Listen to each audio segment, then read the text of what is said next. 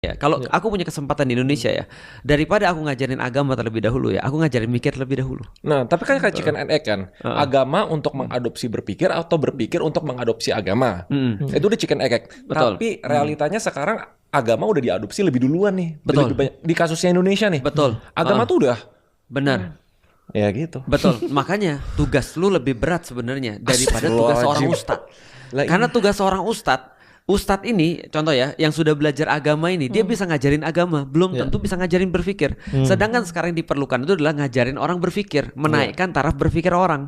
Nah, itu yang dilakukan oleh para nabi. Jadi para nabi itu sebelumnya ketika dia ngajarin agama, naikin taraf berpikir orang. Dan itu part of ngajarin agama untuk naikin taraf berpikir orang. Cuman masalah balik lagi chicken and egg kan. Contoh kayak gini deh.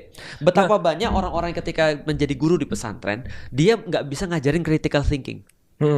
Gitu kan ya. Mana yang jadi jangankan dia belajar agama mana yang lebih dulu, critical thinking aja dia nggak bisa. Kan kadang-kadang malah kalau terlalu banyak pertanyaan yang itu malah suka nggak boleh. Ya itu Kalau dia tuh. iya, Itu iya. problematikanya. Keluhan tentang yang filsafat ya. Iya, Jadi kalau terlalu banyak kata, "Udah mempertanyakan jangan terlalu malah banyak Iya. tanya deh gitu istilahnya.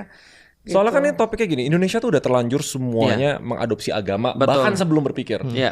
Itu root cause-nya kenapa? Menurut gue ya karena false teachers dong. Ya. Ya. Itu tepat. Iya dong. Nah, balik lagi kan kayak yang menyebarkan informasi ini jadi krusial banget. Benar. Gitu loh. Masa kalau udah tahu itu jadi hal yang penting banget, nggak ada aturan mutlaknya misal dari Islam Iya. atau kayak organisasinya atau apapun untuk kayak ya jangan terjadi kayak gini gitu misalnya. Nah, itu memang akhirnya apa ya? Kayak berkelindan ya. Contoh kayak gini ya misalnya ya. Kalau di zaman dulu idealnya ya, di zaman Rasulullah ya. Di zaman Rasulullah kan Rasul yang kemudian punya otoritas untuk bisa menyeragamkan atau bisa untuk memberikan standarisasi kan itu kan ya. Dan Rasulullah punya tim untuk kemudian memberikan standarisasi itu. Baik standarisasi itu berkaitan dengan bacaan Quran, standarisasi itu berkaitan dengan bagaimana kemudian adabnya dan seterusnya itu punya tuh. Jadi kalau ada sesuatu koreksinya di situ.